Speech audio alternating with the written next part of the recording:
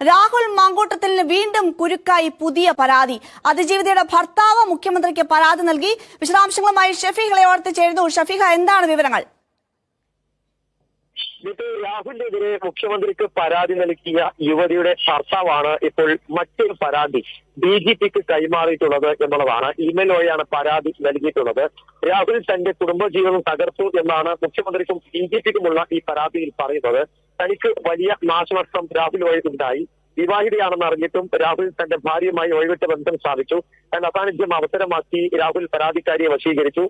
ഞങ്ങൾ തമ്മിലുള്ള പ്രശ്നം തീർക്കാനാണ് ശ്രമിച്ചതെന്നായിരുന്നു രാഹുലിന്റെ വാദം. എന്നാൽ അത്തരമൊരു നീക്കവും രാഹുലിന്റെ ഭാഗത്ത് നിന്ന് ഉണ്ടായിരുന്നില്ല. രാഹുൽ അവസരം മുതലെടുക്കുകയായിരുന്നു. പ്രശ്നം പരിഹരിക്കാനായിരുന്നെങ്കിൽ എന്തുകൊണ്ട് തന്നെ രാഹുൽ ബന്ധപ്പെട്ടില്ല? മധ്യസ്ഥശ്രമം എന്ന പേരിൽ രാഹുൽ ചെയ്തത് കടുത്ത നിയമലംഘനമാണ് നടക്കുമുള്ള കാര്യങ്ങളാണ് ഈ പരാതിയിൽ പറയുന്നത്. രാഹുലിനെതിരെ BNS 184 പ്രകാരം കേസെടുക്കണമെന്നും ഈ പരാതിയിൽ പറയുന്നുണ്ട്. ഇന്ന് രാവിലെയാണ് ഇദ്ദേഹം ഈ പരാതി മുഖ്യമന്ത്രിക്കും DGPക്കും ഇമെയിൽ വഴി നൽകിയിട്ടുള്ളത്. രാഹുലിനെതിരെ കേസെടുക്കണമെന്നും നടപടി സ്വീകരിക്കണമെന്നുള്ളതാണ് പരാതിയിൽ പറയുന്നത്. ഒപ്പം തന്നെ ഈ ഒരു വാർത്ത കണ്ടപ്പോൾ മുതൽ എനിക്ക് ചിരി അടക്കാൻ പറ്റുന്നില്ല.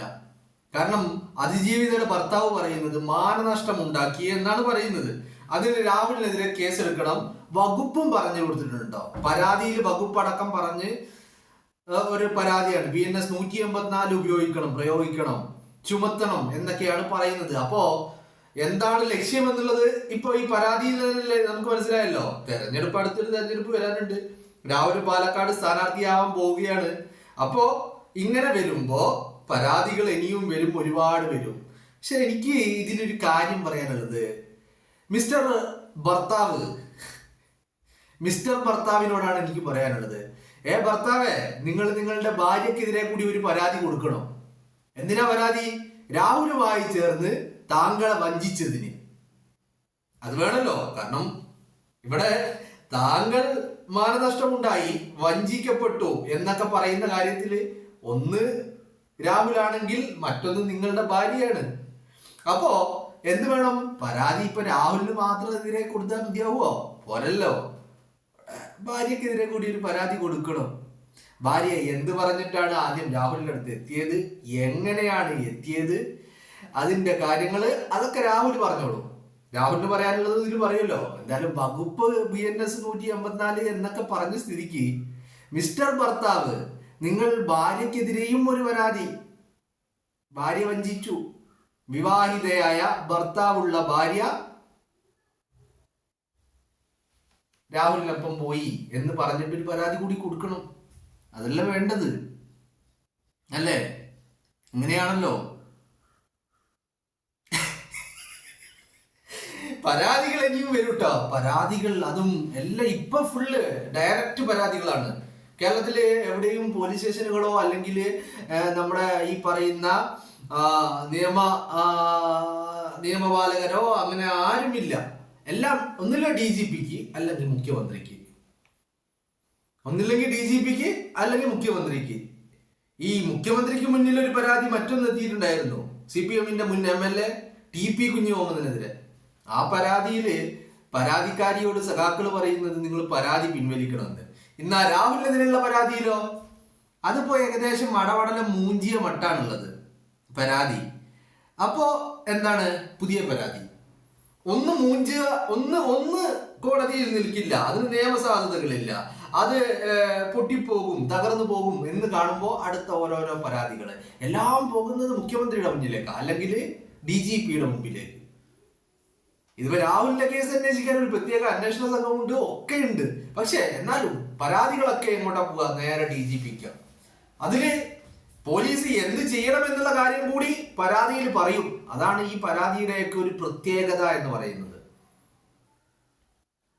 പ്രത്യേകത എന്ന് പറയുമ്പോ അതന്നെ വെൽ ഡ്രാഫ്റ്റഡ് കംപ്ലൈന്റ്സ്. അതിന്റെ പ്രത്യേകത പോലീസ് എന്ത് ചെയ്യണം, ഏത് വകുപ്പുകാരാണ് കേസ് എടുക്കേണ്ടത് എന്ന് വരെ പരാതിക്കാരൻ പറഞ്ഞു കൊടുക്കുന്നത്. BNS 184 വകുപ്പ് പ്രകാരം കേസെടുക്കണം എന്നാണ് പറഞ്ഞു കൊടുക്കുന്നത്. മനസ്സിലായില്ലേ? ഇതിപ്പോ പുറത്തു വരാനുള്ള കാരണം എന്താ? ഈ കഴിഞ്ഞ ദിവസങ്ങളിലെ ചില ചർച്ചകൾ നടന്നിട്ടുണ്ട്. ആ ചർച്ചകൾ എന്താണ്? ചർച്ച 2026 നിയമസഭാ തെരഞ്ഞെടുപ്പാണ്. ആ നിയമസഭാ തെരഞ്ഞെടുപ്പില് രാഹുൽ മാങ്കൂട്ടം മത്സരിക്കുമെന്നുള്ളതാണ്, കോൺഗ്രസ് സീറ്റ് നൽകുമെന്നുള്ളതാണ്, പാലക്കാട് തന്നെ മത്സരിക്കുമെന്നുള്ളതാണ്. ഇത്തരത്തിലുള്ള കുറച്ച് ചർച്ചകൾ സജീവമായി നിലനിൽക്കുമ്പോഴാണ് അടുത്ത പരാതി വരുന്നത്. ലക്ഷ്യം ഒന്ന് മാത്രം, രാഹുലിനെ വെട്ടി വീഴ്ത്തണം. ഈ പരാതിക്കാരൻ പറയുന്നത് എന്നെ അപമാനിച്ചു, എനിക്ക് മാനനഷ്ടം ഉണ്ടായി എന്നാണ് പറയുന്നത്. എനിക്ക് തോന്നുന്നു ഇതിൽ പരാതിക്കാരനാണ് പരാതിക്കാരനെ അപമാനിച്ചിരിക്കുന്നത്, നാണം കെടുത്തിയിരിക്കുന്നത്. ഇത് നമ്മളെ മറ്റേ പ്രയോഗം ഉണ്ടല്ലോ, പല്ലിൽ കുത്തി നാറ്റിക്കുക എന്നുള്ള. പല്ലിൽ കുത്തിയിട്ട് നാറ്റിക്കുക എന്ന് പറയുന്ന ഒരു പ്രയോഗം ഉണ്ടല്ലോ, ആ പ്രയോഗമാണ് ഇപ്പോൾ ഇവിടെ അക്ഷരാർത്ഥത്തിൽ അത് അന്വർത്ഥമാക്കുന്നത്. ഈ പരാതിയിൽ ഇപ്പൊ പരാതിക്കാരനെ നാണം കെടുത്തുന്നത് ആരാ? പരാതിക്കാരനാണോ അതോ രാഹുലാണോ അതോ മറ്റാരെങ്കിലും ആണോ? ആരാണെന്ന് ഞാൻ പറയുന്നില്ല. നിങ്ങൾ തന്നെ ആലോചിച്ചിട്ട് നിങ്ങൾ തീരുമാനം പറയട്ടോ. നിങ്ങൾ കേൾക്കുന്ന ആളുകളൊക്കെ ആരാണ് ഈ മാനം കെടുത്തുന്നത്, നാണം കെടുത്തുന്നത് എന്നുള്ളത്, ആരാണ് പരാതിക്കാരനെ നാണം കെടുത്തുന്നത് എന്ന് നിങ്ങളൊന്ന് കമന്റ് ചെയ്യാൻ മറക്കണ്ട. പിന്നെ ഇതിന്റെ ഈ പരാതി ഞാൻ പറഞ്ഞില്ലേ, ആദ്യം പറഞ്ഞ പരാതി അല്ലെങ്കിൽ ആദ്യം മുഖ്യമന്ത്രിക്ക് മുന്നിൽ വന്ന പരാതി, അത് തകർന്നടിയുന്നതിന്റെ ലക്ഷണമാണ് ഈ പുതിയ പരാതി എന്ന് ഞാൻ പറയാൻ കാരണം, ആദ്യത്തെ പരാതി മുഖ്യമന്ത്രിയുടെ മുന്നിൽ വന്ന പരാതി, ആ പരാതിയിൽ എന്തായിരുന്നു പറഞ്ഞിരുന്നത്? അതിൽ രാഹുലിന്റെ ഡിഫൻസ് എന്തായിരുന്നു? രാഹുലിനോട് പറഞ്ഞ കാര്യങ്ങൾ എന്താണ്? വിവാഹം 4 ദിവസം മാത്രമേ ഉണ്ടായിട്ടുള്ളൂ, അത് കഴിഞ്ഞ് വിവാഹമോചിതയായി. അത് അങ്ങനെയല്ല എന്ന് പറഞ്ഞതാരാ? സന്ദീപ് വാര്യറാണ് പറയുന്നത്. അങ്ങനെയല്ല, അവർ മാസങ്ങളായിട്ട് വിവാഹിതയാണ്, ഇപ്പോഴും ആ വിവാഹമോചിതരായിട്ടില്ല എന്ന് പറഞ്ഞത് ആരാണ്? സന്ദീപ് വാര്യർ. കാരണം സന്ദീപ് വാര്യർക്ക് പ്രത്യേകം അറിയുന്ന ആളുകളാണ്. പക്ഷെ പരാതിയിൽ പറഞ്ഞതോ 4 ദിവസം മാത്രമേ വിവാഹം ഉണ്ടായുള്ളൂ, അത് കഴിഞ്ഞിട്ട് വിവാഹമോചിതയായി.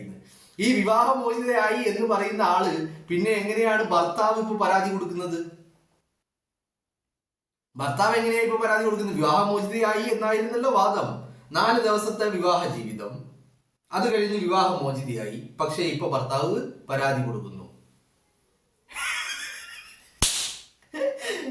പോയിന്റ് നിങ്ങൾക്ക് പിടികിട്ടിയോ? പോയിന്റ് എന്താണെന്നുള്ള മനസ്സിലായോ അല്ലേ?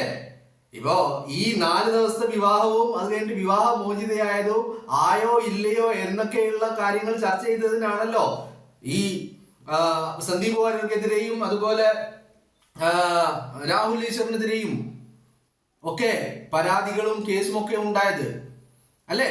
അപ്പോ അങ്ങനെ പറഞ്ഞ ആളുകള് 4 ദിവസം വിവാഹ ജീവിതം ഉണ്ടായി, അത് കഴിഞ്ഞ് വിവാഹമോചിതയായി എന്ന് പറഞ്ഞ ആളുകൾ, പരാതിയിൽ പറഞ്ഞ ആള് എങ്ങനെയാണ് ആ പരാതിയിൽ പറഞ്ഞ കാര്യം ഇപ്പോ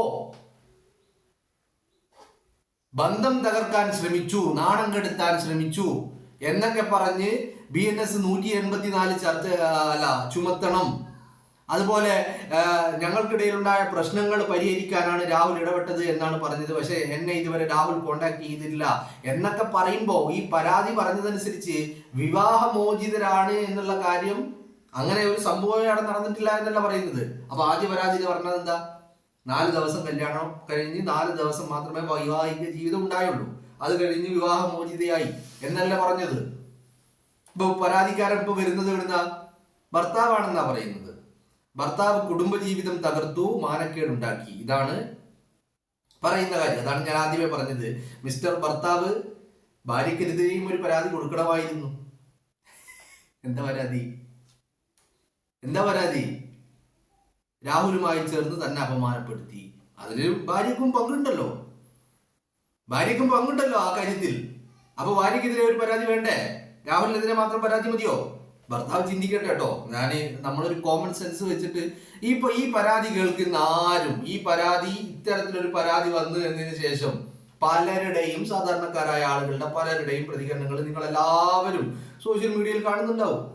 അതിലൊക്കെ എല്ലാവരും പറയുന്ന കാര്യം എന്താണ്? ഈ പരാതി കണ്ട ഒരു സാധാരണക്കാരനായ ഒരു മനുഷ്യന് എന്താണ് അവന്റെ മനസ്സിലൊക്കെ ആദ്യം ഓടി വരുന്നത്? ഇത് തന്നെയല്ലേ ഞാൻ പറയുന്ന കാര്യങ്ങൾ തന്നെയല്ലേ ഓടി വരുന്നത് അല്ലേ? അപ്പോ ഇത്തരത്തിലുള്ള പരാതികൾ ഇനി ഒരുപാടുണ്ടാവും. ബോംബുകൾ പല രീതിയിൽ വരും. മുഖ്യമന്ത്രിക്ക് ചിലപ്പം പ്രധാനമന്ത്രിയുടെ മുന്നിലേക്ക് വരെ ചിലപ്പോൾ പരാതി പോയെന്നിരിക്കാം. കാരണം ഇപ്പോ പഴയ പോലെ അല്ലല്ലോ. ഇപ്പൊ നമ്മള് കത്തയച്ച് കത്ത് പോസ്റ്റ് ഓഫീസിൽ പോയി പോസ്റ്റ് ചെയ്ത് അത് ഡൽഹിയിൽ എത്താൻ കാലതാമസമൊന്നുമില്ലല്ലോ. ജസ്റ്റ് ഒരു 1 ക്ലിക്കില് ഡൽഹിയിലേക്ക് എത്തി, 1 ക്ലിക്കില് DGPയുടെ മുന്നിലേക്ക് എത്തി, ഒരു 1 ക്ലിക്കില് മുഖ്യമന്ത്രിയുടെ മുന്നിലേക്ക് എത്തി. പരാതിക്ക് ഇപ്പൊ അങ്ങനെയാണല്ലോ. അപ്പൊ അതാണല്ലോ നമ്മുടെ ഒരു സിസ്റ്റം എന്ന് പറയുന്നത്. അപ്പോ ഇനി വരും ദിവസങ്ങളിൽ പരാതികളുടെ എണ്ണം കൂടും. കാരണം എന്താ, രാഹുൽ മത്സരിക്കാൻ പോവാ പാലക്കാട്. രാഹുൽ പാലക്കാട് മത്സരിക്കാൻ പോകുമ്പോൾ പരാതികൾ ഇനിയും കൂടിക്കൊണ്ടേയിരിക്കും. കാരണം പരാതിക്കാരുണ്ടാവണം. പാലക്കാട് പിടിക്കണമെങ്കിൽ ഇത്തരത്തിൽ പരാതികൾ ഇനിയും വേണമെന്ന്, അത് പിടിക്കണമെന്ന് ആഗ്രഹിക്കുന്ന ആളുകൾക്ക് നല്ല ബോധ്യമുണ്ട്. അപ്പോ പരാതികൾ ഇനിയും ഉണ്ടാകും. ഇത്തരത്തിൽ പല പരാതികളും വരുമ്പോൾ പരാതി കൊടുക്കുമ്പോൾ ഈ ചെയ്യുന്ന ഏർപ്പാട് അത് പല്ലിൽ കുറ്റി നാറ്റിക്കുന്നതാണോ, അതോ സ്വയം ഒരു മനുഷ്യൻ അയാളെ തന്നെ സ്വയം അപമാനിക്കുകയാണോ, അല്ലെങ്കിൽ മറ്റാരെങ്കിലും അപമാനിച്ചതാണോ എന്നൊക്കെയുള്ളത് പരാതി നൽകുന്നവർ തീരുമാനിക്കുക. പിന്നെ പരാതികളുടെ എണ്ണം കൂടുന്നത് കൊണ്ട് ഇവിടെ യാതൊരുവിധ ആശങ്കയുമില്ല. കാരണം വന്ന പരാതികളൊക്കെ അടപടലം മൂഞ്ചിയിട്ടുണ്ട്. അപ്പൊ പുതിയ പരാതികൾ സ്വാഭാവികമായിട്ടും വന്നുകൊണ്ടേയിരിക്കും. അത് ഇത്തരത്തിൽ പല ആളുകളും പരാതികളുമായിട്ട് വരും. കാരണം ലക്ഷ്യം ഒന്ന് മാത്രമാണ്, രാഹുലിനെ വീഴ്ത്തണം, രാഹുലിനെ വെട്ടി വീഴ്ത്തണം. വീഴ്ത്തിയാൽ മാത്രം പോരാ, ചവിട്ടി താഴ്ത്തണം. ഒരിക്കലും ഉയർത്തെഴുന്നേൽക്കാൻ സാധിക്കാത്ത വിധം രാഹുൽ മാങ്കൂട്ടത്തിനെ ചവിട്ടി താഴ്ത്തണം എന്നുള്ളത് തന്നെയാണ് ലക്ഷ്യം. അതുകൊണ്ട് പരാതികൾ ഇനി 2026 നിയമസഭാ തെരഞ്ഞെടുപ്പിന് മുന്നോടിയായിട്ട് ഒരുപാട് പരാതികൾ വരും. ഇതൊന്നും രാഹുലിനെ സംബന്ധിച്ചിടത്തോളം ഒരു തിരിച്ചടിയുമല്ല.